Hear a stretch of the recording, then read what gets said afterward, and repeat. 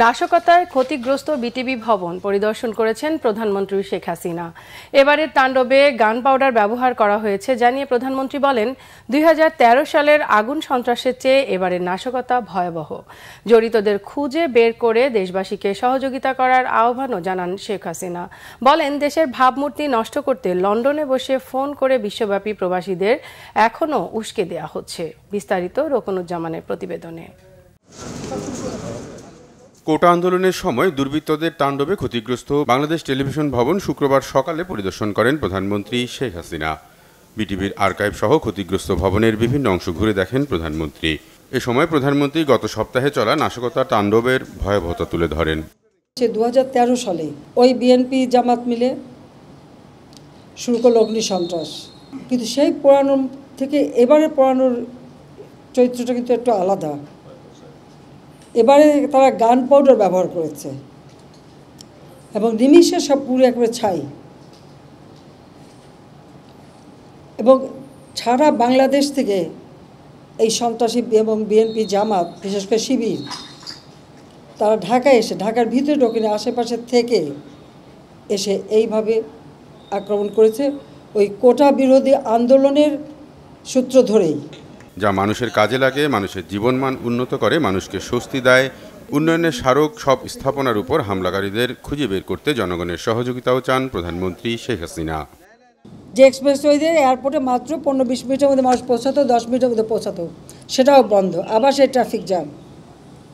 আমি তাই দেশবাসীকেই বলবো, এই ঢাকাবাসীকেও বলবো, যে যাদের জন্য আজকে আপনাদের এই দুর্ভোগ, আমি তো করে দিয়েছিলাম, কিন্তু যারা এটা ধ্বংস করলো, আর যাদের জন্য এই দুর্ভোগ, যাদের জন্য আজকে বিদেশে বাংলাদেশের ভাবমূর্তি নষ্ট হচ্ছে, আমি তাদের বিচারের ভার এদেশের জনগণের উপরেই দিয়ে যাচ্ছি।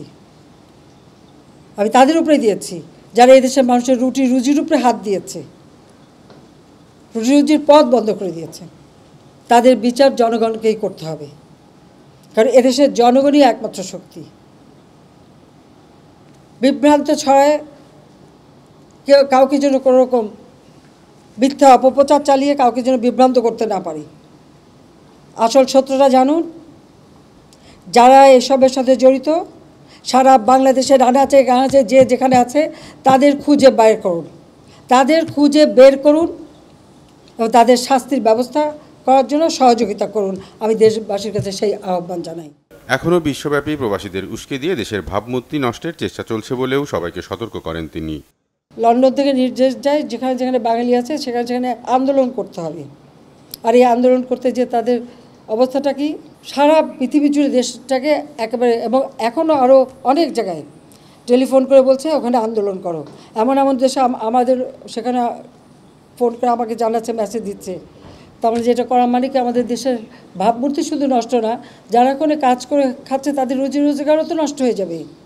তো এখন এটা কিসের জন্য এই ধরনের আচরণ করা হচ্ছে, এটাই আমার প্রশ্ন।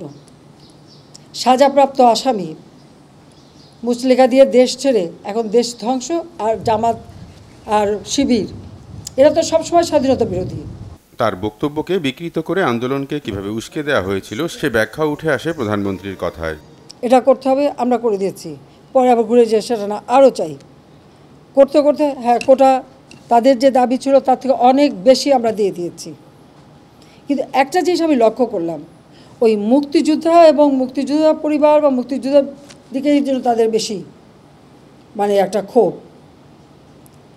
আমার একটা কথা নিয়ে তারা কিছু কতদিন প্রতিবাদ করলো। কী কথা বলেছিলাম আমি? আমার কথাটাকে বিকৃত করা হয়েছিল। রোকনুজ্জামান, বাংলা ভিশন, ঢাকা।